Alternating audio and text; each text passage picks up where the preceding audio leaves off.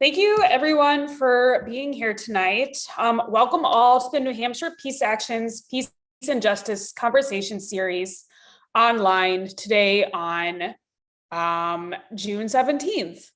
I'm Elizabeth Bialowski, for those of you who don't know me. I'm the youth organizer with 350 New Hampshire, as well as a new C4 board member with the New Hampshire Peace Action.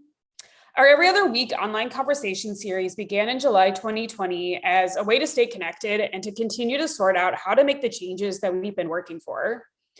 Tonight, we're so happy to welcome Timmon Wallis, the author of Disarming the Nuclear Argument, The Truth About Nuclear Weapons and Warheads to Windmills, Preventing Climate Catastrophe and Nuclear War.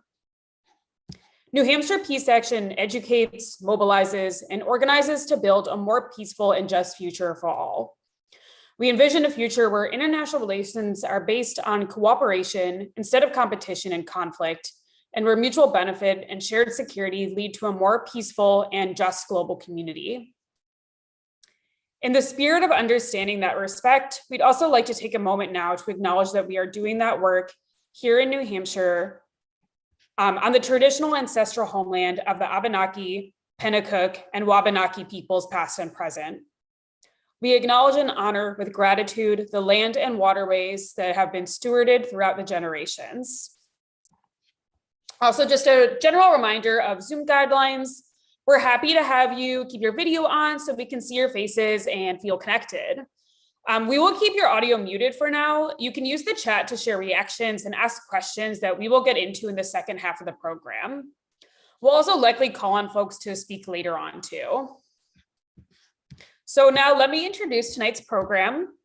So the topic tonight is going to be some of the overlaps of militarism, war, and climate issues. Our speaker tonight, Timmon Wallis, is the Executive Director of NuclearBan.us and National Coordinator of the Warheads to Windmills Coalition. He has spent his life teaching, writing, directing organizations, and campaigning on peace and environmental issues in colleges, war zones, and governments around the world. He holds a PhD in peace studies from Bradford University.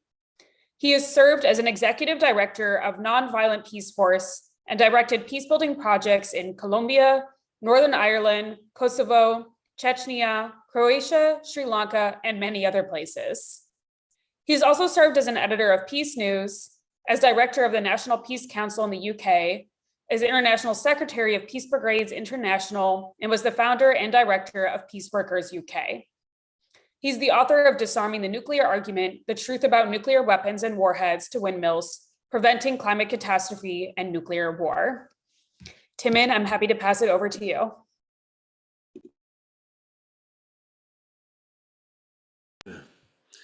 Okay, well, thank you, Elizabeth, and welcome everyone. And I'm happy to be here and to share with you. I know some of you may have heard about this before, but I've got a presentation about the book that Elizabeth just mentioned, Warheads to Windmills, Preventing Climate Catastrophe and Nuclear War. So if I give a little presentation in there from work, we can get it up for questions.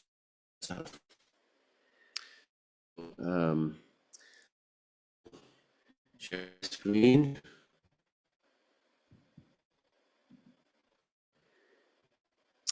I guess there's people still coming in, but I'll make a start. So the book is divided into 4 sections, and I'll use those for the presentation. So we talk about climate. Everybody knows we have a climate crisis. We're heading towards a climate catastrophe. What I've tried to do in the book, look at some of the things that people don't talk about so much, including the challenges with false solutions and partial solutions and baby steps that are not going to get us to where we need to go. And I do the same thing with nuclear weapons.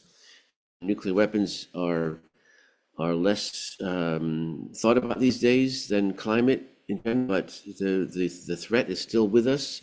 We all know that. And again, I look at not just some of the things that people don't think about, but also why we've gone so many years without really addressing the core and what we need to do to address that. And then I look at the links between the two, and I guess we've been talking about this in terms of militarism and peace and climate and environmental issues. They're all very linked, but I try to look very specifically at how we can use the resources being wasted on nuclear weapons to actually address the climate crisis specifically. And then I finally look at why we're not getting there and what we need to do to survive as a human species, and that's what I hope we can focus on mostly, and what we can do about it. So that's the overview. So I'll start with climate. I don't know how many of you have seen this kind of map, but it shows what the sea level rise over the next decades would look like in Florida, for example. And you can see Miami there, a long way underwater from the coast of Florida. But this is just over the next few decades, and it's measured in terms of centimeters or inches. I mean, we're talking about relatively small increases in sea level. That's one of the many impacts of climate change. But what people don't talk about is the longer term. If we don't stop burning fossil fuels and put a stop to the carbon going into the atmosphere, if the entire Antarctic ice sheet melted, we're not talking about a few inches of sea level rise. We're talking about 200 feet of sea level rise, and the coastline would look more like this. And clearly, we're in a totally different dimension of crisis, of catastrophe, when millions and millions of people would have to move, and all of the upheavals. And of course, it's not just the sea level, but all the other factors, including on disease, on food production, and extreme weather events that we're already witnessing, and so on, getting much, much worse. And so I look at some of the things that are being proposed as solutions to this, and why they're not solutions. I mean, biomass, I don't know how many of you are familiar with the details of this, but I mean, biomass is considered neutral in terms of climate by the global community, because the theory is that if you cut down trees and burn them for electricity, you're planting the trees, and it's going to all cancel each other out, and it's counted as neutral, when in fact burning biomass to produce electricity causes more carbon pollution than burning coal. So we've got to be addressing all these different issues. Carbon capture is another one. I don't know how much you're familiar with that, but I mean, it sounds like a great idea. Well, we'll just take the carbon back out of the atmosphere and stick it in the ground. Well, the only successful projects that are doing that right now, and they're very, very few globally, but the ones that are working are being used to pump carbon dioxide into the ground in order to get more gas and oil out of the ground. I mean, it's not addressing the fact that we've got to stop burning gas and oil. It's just being used as another tool to get more. So these are, again, our challenges that I look at in the book, and that we need to really address if we're going to seriously address climate. The nuclear power is something that comes up every time I give this presentation, because for a lot of climate activists, it seems like a solution. It doesn't produce directly carbon to make electricity from uranium. However, there are a number of challenges to that, not least of which we're seeing right now in Ukraine with a nuclear power plant, the largest in Europe, on the front lines of a war, literally a battle zone, and the dangers that could cause. But this chart here, which is from the book, it's a simplified chart of what's called the energy cliff. And again, this is something I learned working on the book, that the more we mine uranium to make it usable for producing electricity, the less concentrated it is when they dig it out of the ground. It's a very low concentrated ore. It takes huge amounts of electricity to enrich the uranium to a point where we can use it. And at some point, and the more we continue using nuclear power, the sooner this point will be reached, is this energy cliff where it actually takes more electricity to enrich the uranium than you'll ever get out of that piece of uranium in a nuclear power plant. So again, it's just not a long-term solution, and there are many other reasons why, which I look at in the book, why it's not a solution. So we know what is the solution, and that is that we've got to stop burning fossil fuels. Fossil fuels account for nearly 90% of all the carbon emission, carbon equivalent, including methane and so on. And we know already what it takes. I mean, we need to do lots more research and development on new techniques, better batteries, and all this kind of thing.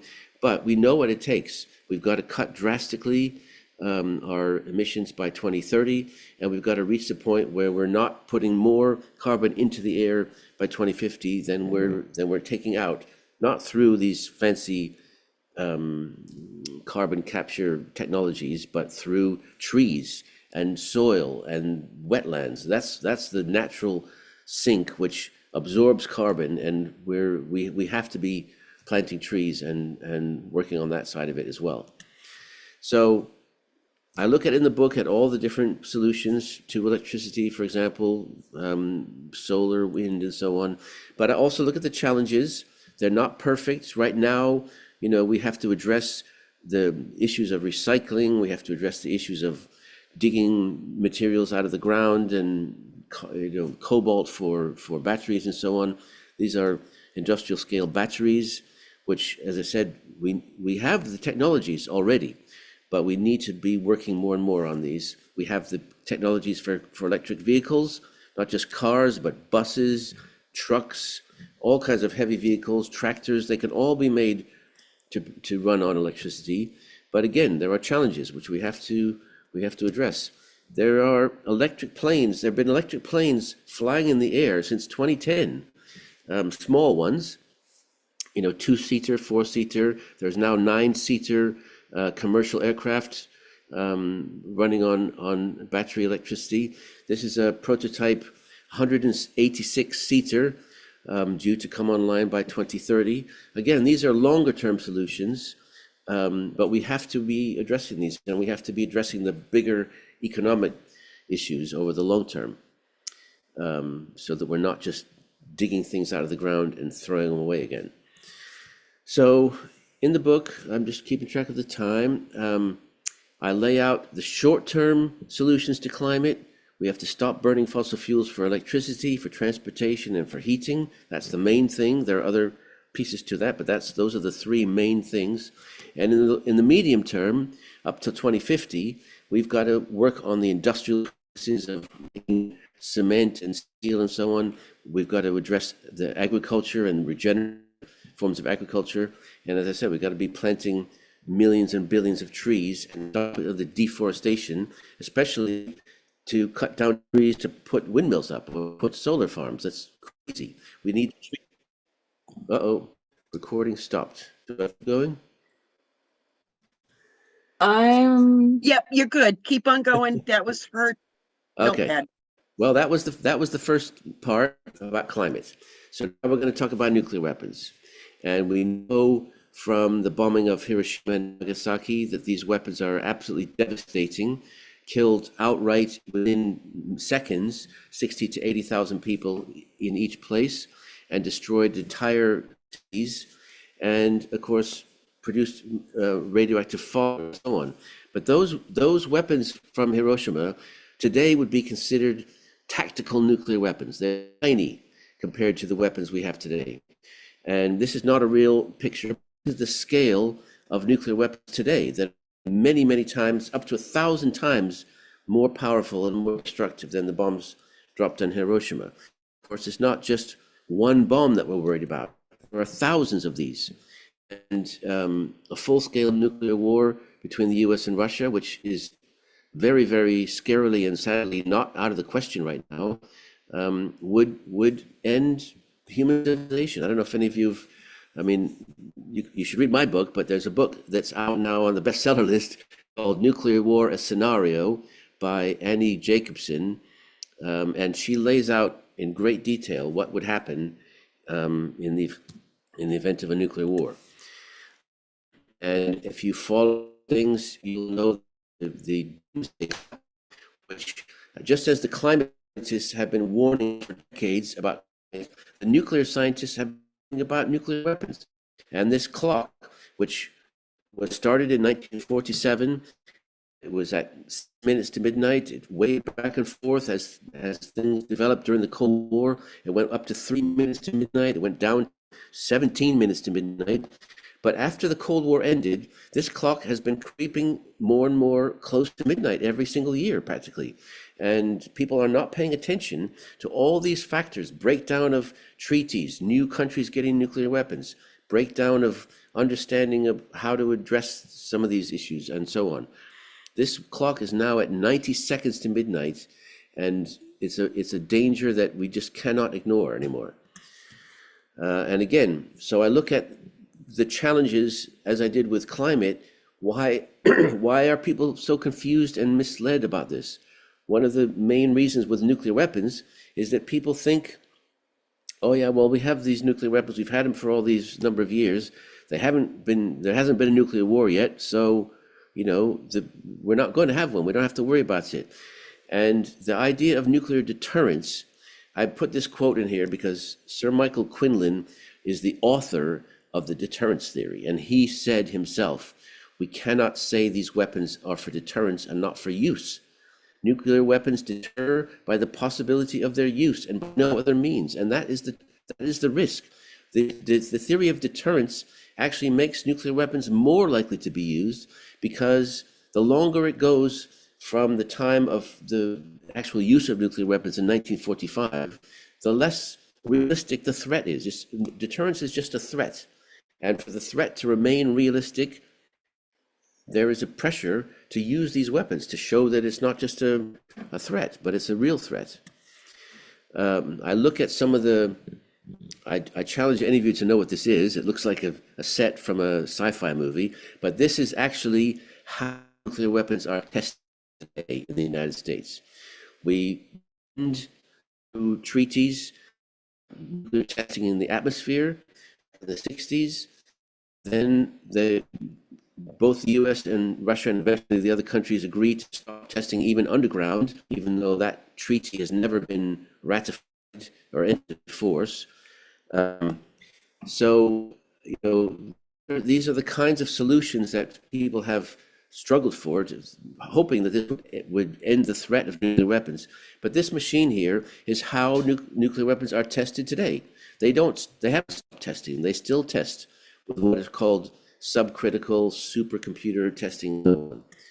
We have other challenges. I don't know if you've heard of the Fissile Material Cutoff Treaty, but huge amounts of time and energy has been expended on this treaty to cut off the amount of fissile material, which is the uranium and the plutonium used to make a bomb. But this picture here, which you probably can't actually see, shows that there's enough uranium already refined to make 27,600 more bombs and 99,000 more bombs made with plutonium. So, it's just, these are not solutions. They're just pretend. And we know what the solution is, which is to sign treaties to get rid of nuclear weapons. They did it in the 1980s, Reagan and Gorbachev. They signed away a whole category of nuclear weapons, the intermediate range nuclear weapons, and they took them apart, they destroyed them, they made sculptures out of them, which there's one at the UN building in New York. We know what it takes to do this. We know how to verify and monitor compliance with these treaties. But it also, not as many people know, more nuclear weapons have been dismantled unilaterally by the United States than through treaties with Russia. And this happened mainly in the 1990s with George Bush Sr., who said, we got rid of the intermediate range weapons, but these short range weapons are even more dangerous and destabilizing, so we're just going to remove them, and we're going to hope that Russia does the same, and they did. Then he said, we don't want nuclear weapons on ships at sea because this is another dangerous, destabilizing situation, especially after the Falklands War, where the UK had nuclear-armed ships sailing into a war zone down in the South Atlantic, and at least one ship sank, potentially with nuclear weapons on board. So they removed nuclear weapons from all the US warships. And these were unilateral decisions. But we do have treaties, and we now have a treaty, as I'm sure you all know, banning nuclear weapons. It doesn't mean that they're eliminated. None of the nuclear weapons countries so far, the 9 of them have actually done that, but this is where we're heading. And one of the things that we're really trying to stress right now is the different stages of entering into a treaty, because signing a treaty does not mean that you are bound by the treaty. It's the first step. You then have a time and space to negotiate with other countries before you ratify this treaty and lead to steps to disarmament, which I want to come back to that, but that's just to clarify. So this is the map showing, again, I don't know what you can see on your screens, but the blue countries have ratified the nuclear ban treaty. There's now, no, I've forgotten, 70 countries have ratified this treaty. The green countries are in the process of ratifying, another 30 countries or so. And the yellow countries have voted for the treaty in the UN. Every year, in fact, they vote for it. They say all countries should sign it, but they haven't signed it themselves. So these are countries that we're really working on right now to get them to also sign this treaty. And the orange ones are countries that are on their way because of pressure from public opinion, from their parliaments and members of Congress, from their governments.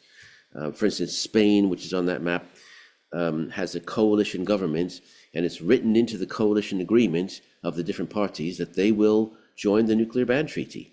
Same in Germany, although they're trying to renege on that now. So anyway, Australia has a prime minister who's personally committed to getting Australia into the treaty. So again, as I did with climate, the nuclear weapons, in the short term, our goal is to get the US to join this treaty, not to ratify it, but to sign it. And there are steps towards that, which I outline in the book.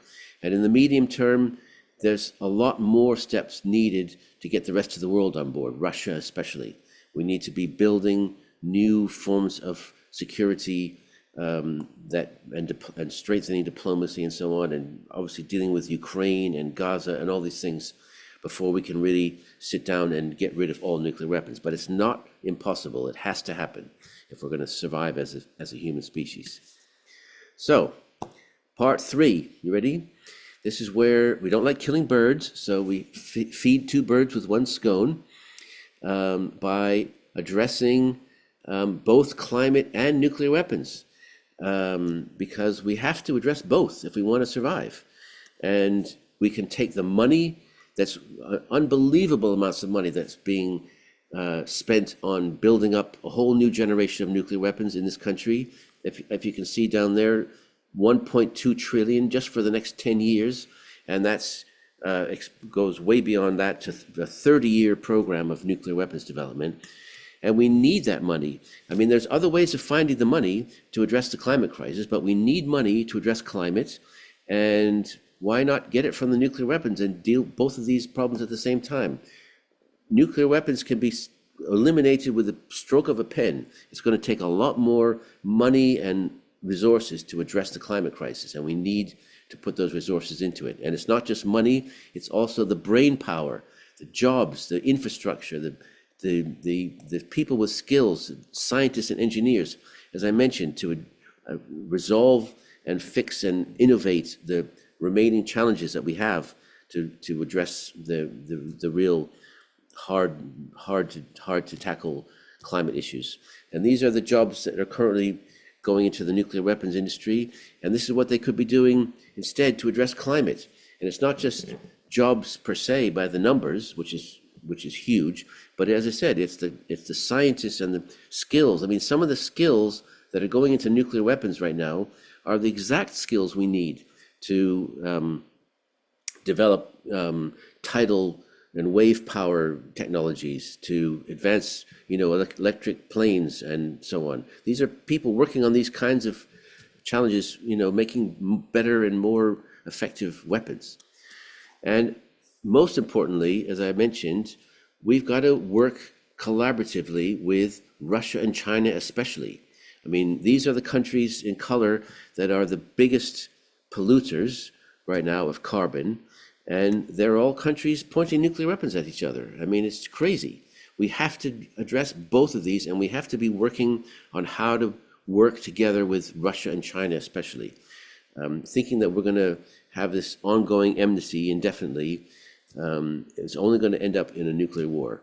And climate people recognize how difficult it is to address the climate crisis when a war like Ukraine just undermines everything that's been done over decades to reduce reliance on gas, for example.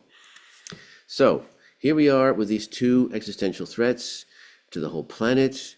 We could be taking the money and jobs from nuclear weapons to solve the climate crisis. We can't solve either of them without working together with Russia and China. They both require urgent, bold, radical action and not just more baby steps. And why isn't it happening? That's the final section of the book and of my presentation. So we'll move on to that. This is why it's not happening. We know who's responsible. It's not that difficult. The government wants, if it was just government and the voters, people want to survive. Everybody wants to survive. We want a planet for our children and our grandchildren. It's these companies that get in the way, that are making literally a killing out of the nuclear weapons and the fossil fuel businesses. They're trillion-dollar businesses, and there's a fairly small number of companies, but these are the ones that we really have to go after. And something went wrong, but there we are. So, I'm sure you all know this, the corruption that goes on with these companies directly bribing members of Congress. There's no other way to put it. They pay for their re-election campaigns. They provide them with all kinds of advice and services. They literally write the legislation. I thought lobbying was about going and convincing a member of Congress to vote a certain way, but these lobbyists actually write the legislation that they vote on, because these bills are so complicated and so convoluted. They need these expertise, and the companies are right there ready to give them. And these companies are spending millions, which is not that much compared to the billions that they get in return. They're making 1,000% return on their investment by spending a few million on Congress and getting a few $1 billion in contracts, or in the case of fossil fuels, getting the legislation that allows them to make a killing. So, we have to keep going after the government, after the president, after Congress. This is Eleanor Holmes Norton. She has our Warheads to Windmills bill in Congress, which says, sign the nuclear ban treaty, work with the other nuclear armed countries to get rid of all nuclear weapons, and put all those resources into addressing the climate crisis. It's our Warheads to Windmills bill.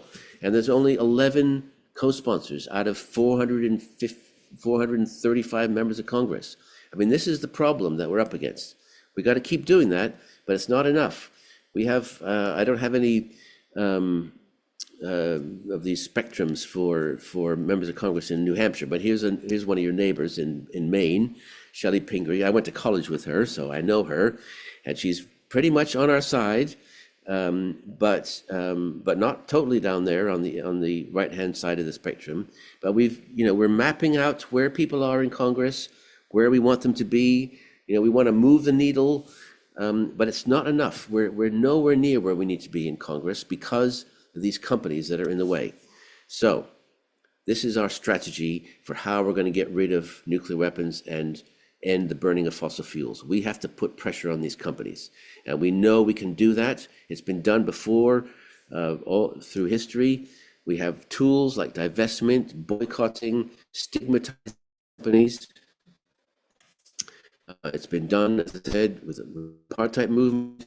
I don't know how many of you were involved in the 1980s, but there were a huge number of boycotts of and divestment of nuclear weapons companies. General Electric made light bulbs and nuclear weapons parts. And then there was a huge campaign to stop buying GE light bulbs, and they stopped their making nuclear weapons. And the reason we know that that was so effective is that this is a page from their website right now, today. If you Google General Electric nuclear weapons, you will find this page. And if you see the bit that I have highlighted, we do not manufacture, assemble, sell, or service cluster bombs, landmines, or nuclear weapons. They have to say that. They say that even today, 40 years later, because these companies do not like the pressure from consumers. They don't like being on the wrong side of history and being told that they're doing something evil and wrong. And we can use that to our effect. And it wasn't just light bulbs. These are the nuclear-free zones from the 1980s. They were putting pressure on the companies, not only with nice resolutions saying we don't like nuclear weapons, but with divestment and with boycotting and refusing to have contracts with these companies. Oakland, California, for example.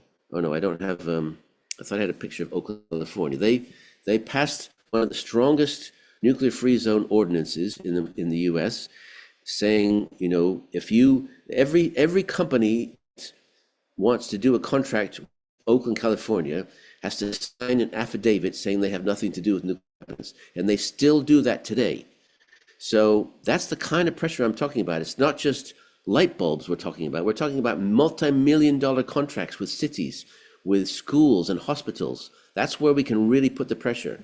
And we know the pressure is working on the fossil fuel industry. $40 trillion already withdrawn from the fossil fuel industry, from their money that they have available to them for loans and so on. That's a huge amount of money, and that's the only reason, in my opinion, that we're seeing the kinds of impacts that we are seeing from the fossil fuel companies, including their pushback, trying to outlaw it in states like Oklahoma, where they're simply saying, if you can't do this.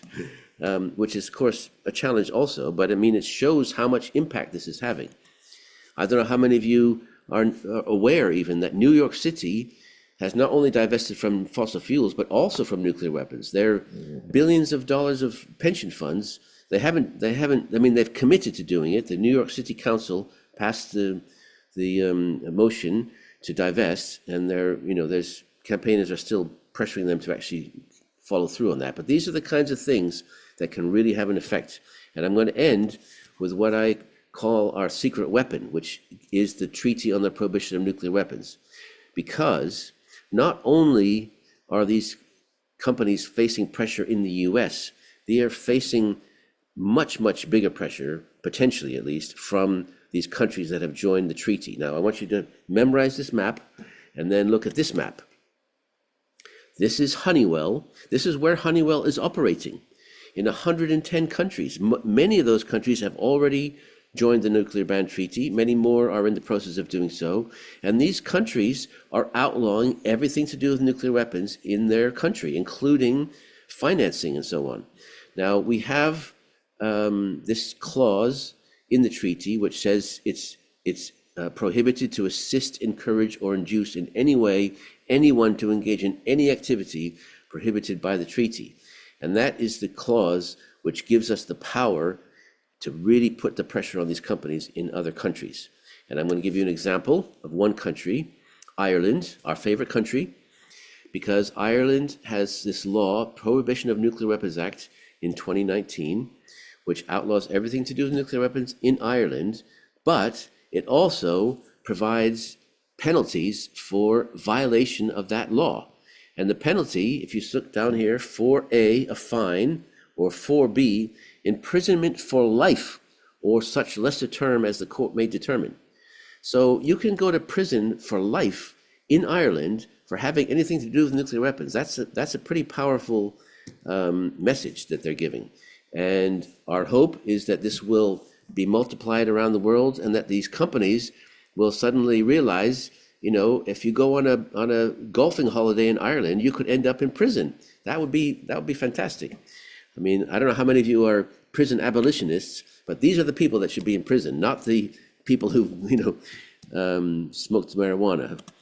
So this is our strategy, where you can see in the middle is the companies, which we've got a pincer movement from both sides, from cities and states and schools and universities and colleges and faith communities and so on, boycotting and divesting these companies. And then you've got all these countries with laws that are putting pressure on the companies, and that is how we're going to get the government to finally do something, because they listen to these companies more than they listen to us, and we've got to put the pressure on the companies. So we have this dove of peace. We all want a world without nuclear weapons and burning of fossil fuels. We want to survive, but we need a dove with teeth. We need pressure on these companies, and we have that pressure with the treaty, with tools like divestment and boycotting. And we need to build a movement that wants to work on both of these issues together. So we have our Warheads to Windmills Coalition, which Elizabeth mentioned. I don't see on this list yet Peace Action New Hampshire or 350 New Hampshire, but we do have lots of peace action. We have peace action nationally and several state peace actions. We have 350 Mass, and we have some other 350 groups, as well as some green parties, some faith communities, Physicians for Social Responsibility, Veterans for Peace, all these groups. We're trying to work together to, as I said, I mentioned earlier with the, the Norton bill, our Warheads to Windmills bill in Congress. We have a lobby day coming up on that, but we're trying to work together to address, especially the companies, and how we can build a divestment movement that divests from both fossil fuels and from nuclear weapons and that kind of thing. So you can find out more about my book or about our campaign or the coalition. With that, you can just go to warheadstowindmills.org. The whole book is actually on the website. If you want to save $16.99, you can just read it on our website. But you can also buy the book. And that's me, and I'm open to questions and discussion.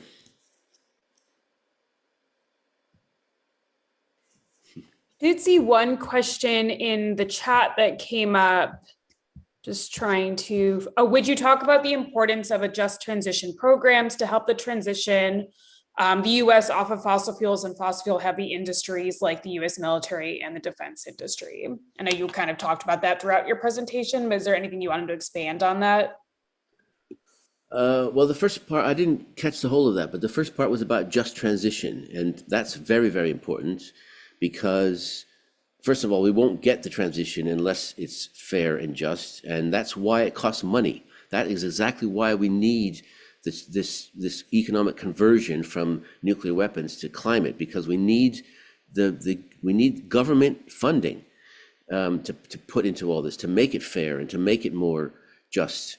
And of course, all the jobs that are going to be lost from stopping making nuclear weapons and burning fossil fuels, those people, we need them to be doing the things that we need to address the climate crisis. So that's very much a part of the, I mean, it's definitely covered in the book, and it's part of our whole campaign to really focus on that. I don't know if that answers all of it, but that's some of it. And then I think American Game Table has a question. I'm not sure who that is, but. Yeah, we can't tell if that is a person. Guess we will, actually, let me, maybe they'll write in the chat who they are, and then we can make sure we're opening up for a person. But there was another one in here I wanted to look at. Can you say more about the bill? Do you have a number for it? Is there some place we can look into it a little more so we can pressure our reps about it? Yep. It's HR 2775. You can look it up on congress.gov or on our website. We have lots of information about it. We are having a lobby of Congress coming up in July 8th and 9th. A group is going to be in Washington, but we're also going to have people on Zoom. So if you did want to be part of that, we would love to have some people from New Hampshire or wherever. We've got about 20 or 30 people signed up already, and we're going to be going around urging action on nuclear weapons, and that includes less things than the Warheads to Windmills bill, because I showed you that chart was for Shelley Pingree from Maine. I mean, she's way over on our side in most cases, but most members of Congress are way over on the other side, way over. And so to get them to move even a little bit is part of our so. But yeah, go to warheadstowindmills.org. You should be able to find, or nuclear.us. Actually, it might be where the bill information is. But yeah. And that is Pete, who I will unmute. Hold on. Here we go.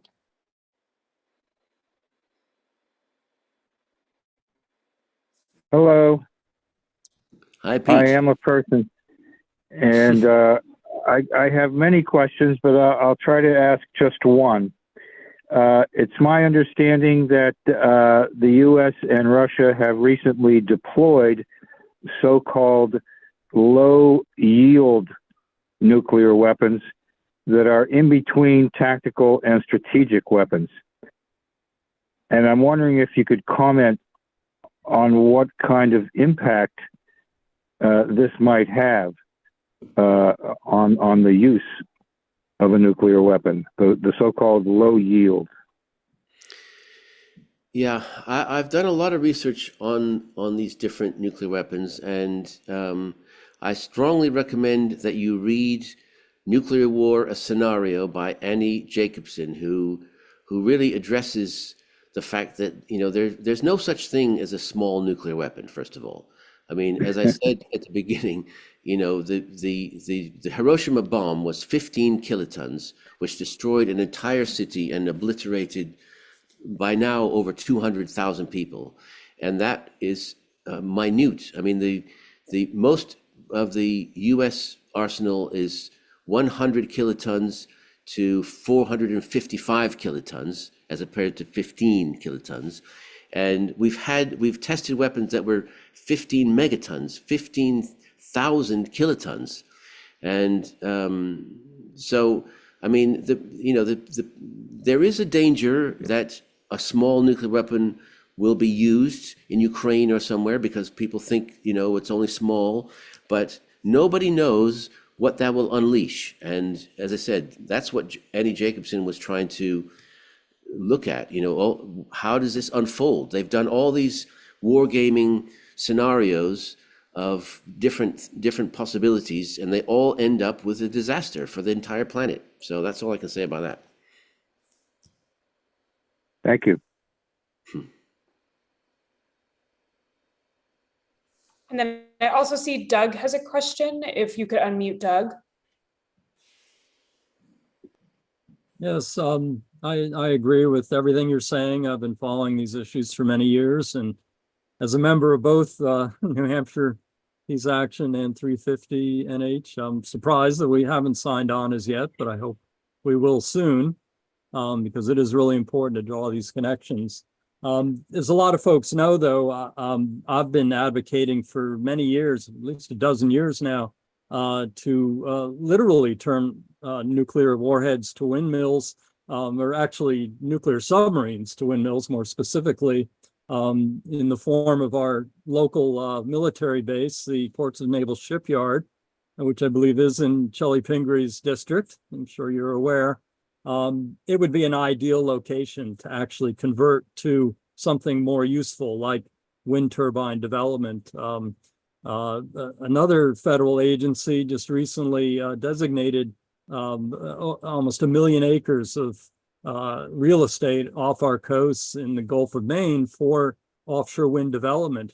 But the fact is we have nowhere to build these right now. There's literally no locations in the Gulf of Maine that would be able to do this. Maine is working on another site up in Searsport, but I'd like to see many different sites because we have to build something like 1,500 turbines over the next decade, really, to meet the needs and the goal of this effort. So I'm just wondering if there are efforts to try to move Department of Defense to do something more, considering they all talk about the strategic importance of climate and how it is a national security issue, but they seem to have yet to try to take on something more specific in terms of conversion of their mass empire, if you will, their giant infrastructure of bases and so forth. Be good to know what people are talking about these days in that regard. Yeah, well, I'd like to hear more about your campaign there. I mean, my book is actually based on a report that was done in the UK a few years ago now, of the submarine construction factory in Barrow-in-Furness in the northwest of England. And that factory that makes the nuclear missile submarines, is located where they wanted to build a tidal barrage to produce electricity. I mean, it was going to be an experiment, first of its kind, and they needed marine turbine technologies and people with those kind of skills, and they were sitting right there making nuclear submarines. Literally, these people could have been doing this other job without even having to move house. But the industry wasn't interested so far, and I don't think the U.S. military is any more interested. I mean, we have to put pressure on these people to get anywhere, and that's our goal. But I mean, that's absolutely what we're talking about. We've got to take these resources. It's not just the people, but also, like you say, the property. But there's infrastructure, masses of infrastructure, of laboratories and so on that could be converted to really full on addressing the climate crisis, and that's what we've got to aim for. Mm-hmm.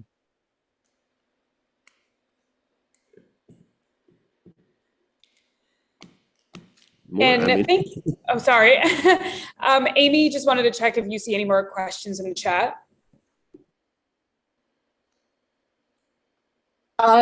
Not in chat right now, although I did want to ask if someone else sent us a new report from ICANN on global nuclear weapon spending. That was actually one of the co-authors is an activist born and raised in Concord, who I think's mother I saw might be here. Anyway, we work with both her parents. Have you seen that yet? And do you have any information to share? Yes, I have seen it, and we work very, very closely with ICANN and Don't Bank on the Bomb, which produces all this information about the costs and about the companies on the nuclear weapons side. And if you go to nuclearban.us, I'll put it in the chat just to we have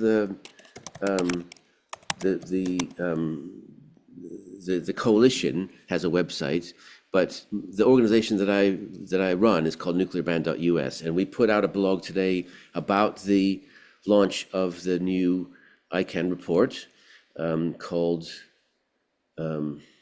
Crushed, or no, what's it called? I forget. But anyway, it's about the nuclear spending, and Surge. That's it, Surge. Thank you, Joanne. So what I did put in the blog on nuclearban.us, just for your information, is that the ICANN reporting, which tries to compare the costs in different countries, including Russia and China. I don't know if they attempt North Korea, I forget, but anyway, they only include the official costs of the Department of Defense and the Department of Energy, which are two of the many, many pieces that go into the full cost of nuclear weapons. And their total for global spending on nuclear weapons is 91 billion for last year. that is less than the total that I've calculated just for the US for 2023. So if you include these other costs, which are numerous other costs across the government that are needed because we have nuclear weapons, and only because we have nuclear weapons, it's more than double what the official cost is. And that's all in the book, and it's also on our website. But yes, have a look at their report, and it does go into the companies that are involved and so on. And it's thousands of dollars per second that's being wasted on nuclear weapons, and we need that money for climate and so many other things. Thanks. And then I see a question from David, if David can unmute.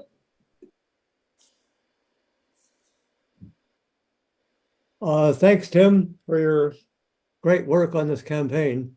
I was just wondering if you could share with us what you see some of the progress over the last year in terms of your various goals.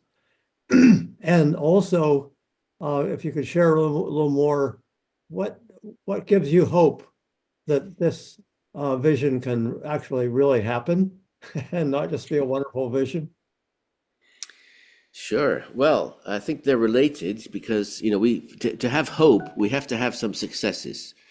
And, success doesn't come all at once. And, we know we have to go step by step to get anywhere. The road, the journey of 1,000 miles or whatever. So, we are working on lots of fronts. I'm very skeptical of baby steps that don't lead to something further. But, we are working at the local level. So, for example, in my town here in Northampton, Massachusetts, the most exciting success was getting our town to refuse contracts with nuclear weapons companies, which, as I said, was done in the 80s with cities like Oakland, California. It's more difficult now. Massachusetts passed a law since then saying that cities and towns must accept the lowest bidder. And to override that, you have to apply to the state. It has to be passed by the House and the Senate. It has to go to the governor.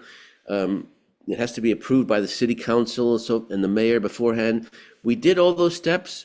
It got passed. It got signed by the governor. So Northampton, Massachusetts has the right to refuse contracts with nuclear weapons companies. And that now sets a precedent for 300 other cities and towns in Massachusetts to do the same. So that's our next goal. But that's something happening at the local level. At the state level in Massachusetts, we have a bill in the State House to set up a citizens commission to look at how Massachusetts can make this transition and what Massachusetts can do to help save the planet, basically. And we still don't have that commission. We've been working on it for 6 years, but we finally got it out of two committees. So we're now, we had a lobby of the State House a few weeks ago with over 30 young people from high school and colleges around Massachusetts came, and they all had T-shirts, and we traipsed around the State House. So that was very exciting, having young people taking the lead and having, getting our bills out of committee. We're not there yet, but we're making progress. We're getting there. Our coalition is growing every week, which is exciting and important. As I said, we're trying to build this coalition of climate and nuclear activists to work together, and we've got this campaign going now to try to replicate some of the successes from the 1980s. I showed you that map of more than 200 nuclear-free zones in the 1980s. We now want to see if we can get nuclear and fossil-free zones going, NFFZ, to say, we don't want to be part of nuclear weapons or fossil fuels, and we're going to take steps to put pressure on these companies. So we're working on that. All of these things are signs of hope, but they're little steps, and we just got to keep plodding on. The biggest source of hope for me is that we are not alone in this. We are part of a global movement, two massive global movements, actually, with the nuclear weapons and and the climate. And it's not just activists, in armchairs, it's whole governments involved in this. And that's where we really have some power and clout and impact. When, as I said, the government of Ireland has taken this commitment. I mean, Ireland is the first country to divest completely from fossil fuels and from nuclear weapons. That's exciting. And we're going, after we go to Washington in July, we're going back to New York to lobby the countries that have signed this treaty to say, why can't you all do what Ireland's done? We need more countries stepping up, and I'm sure we will get some. So that's, again, signs of hope. That's as much as I got for right now off the top of my head. Thank you. And we'll take 2 more questions tonight and then conclude for the night. So Doug, if you could unmute, and then we'll go to Sheila after that. This is not the first time we've seen discussions like this. And when you go to Washington, there's going to be the pressure to say, but what about Russia and North Korea? And are you suggesting we unilaterally disarm? I'm not sure how that will sell with some of the crew down there. Well, as I said in my presentation, more nuclear weapons have been dismantled unilaterally than through treaties. Having said that, I totally agree with you. It's not going to sell. It's just not. And so that is exactly why we are trying to make it clear to people in Washington that signing the nuclear ban treaty is just the first step. In fact, we committed legally in 1968, 69, we ratified the nuclear non-proliferation treaty, which commits the US to disarming, to nuclear disarmament, to negotiating the elimination of all nuclear weapons. That was in 1969.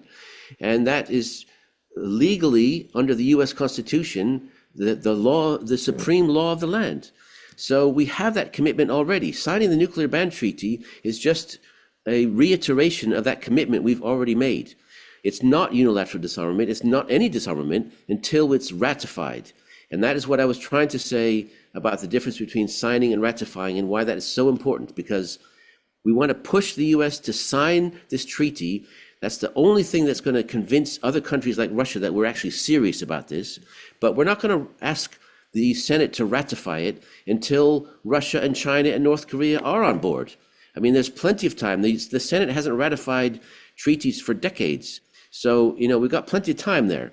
We don't want to wait decades, but I mean, there's time to negotiate protocols, to, wait to see how Russia and China react, to see how the rest of the world reacts and what kind of pressures we can put on China and Russia. And as I said, in the book, there's all kinds of other steps in there to address the global security challenges that have to be addressed before everyone's going to be willing to get rid of their nuclear weapons.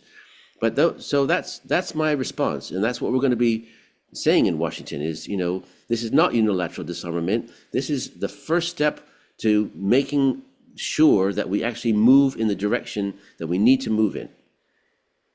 So that's, hope that answers your question. We got one more. Yep, Sheila, if you could unmute.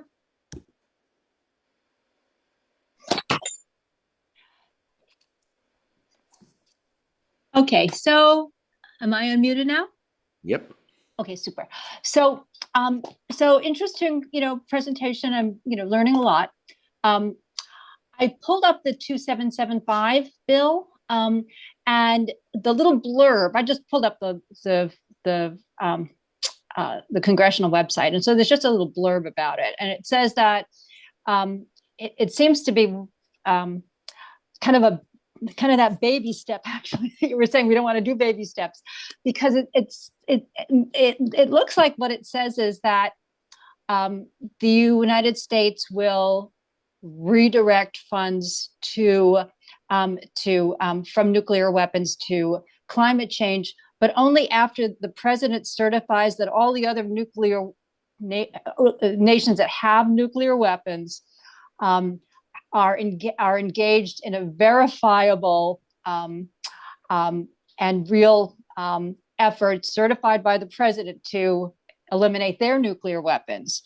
So I'm kind of, of course, I was interested in this because we have here in New Hampshire BAE Systems, one of the biggest, one of these producers, and I'm kind of wondering, like, what I can understand that you want to change norms, but what do you, why? What do you think this legislation is ever going to get if we have to, if nothing's going to happen until the president certifies that it's verifiable? All the other nuclear nations are getting rid of their own weapons. Let me jump in there. So first of all, you got to read the whole text, because that summary is not accurate, and I've complained about that.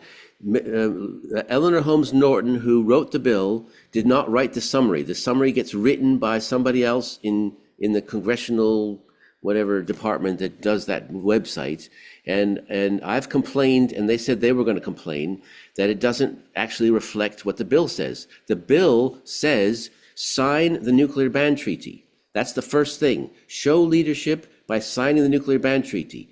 Then, as I said just now to the other gentleman, we're expecting some negotiation before the U.S. ratifies the treaty, and that is where. So the bill says work with the other nuclear armed nations to ensure the complete elimination of all nuclear weapons from all countries, because that is our goal. That's the goal of the treaty on the prohibition of nuclear weapons. And the language that's in her bill is straight out of the treaty. It says that every country that ratifies the treaty must come up with a verifiable, irreversible, time-bound, legally binding plan to get rid of their nuclear weapons. So that's the final step.